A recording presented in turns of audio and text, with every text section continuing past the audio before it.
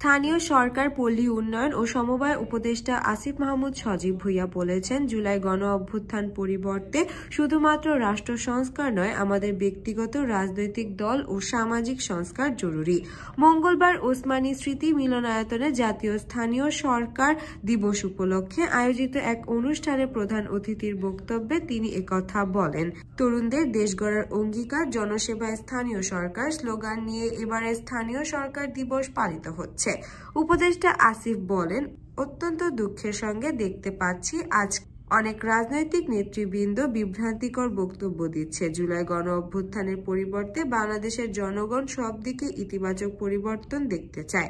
আমি আশা করব আপনারা আরও মার্জিত ও ভদ্রচিত বক্তব্য দেওয়ার চেষ্টা করবেন।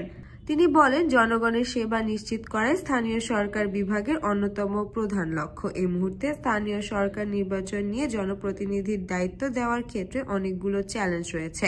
আমি মনে করি অন্তত পক্ষে সিটি কর্পোরেশনের নির্বাচন হয়ে যাওয়া উচিত। এতে করে মানুষজন দৈনন্দিন যে সমস্যার সম্মুখীন হচ্ছে তা থেকে কিছুটা হলেও মুক্তি পাবে।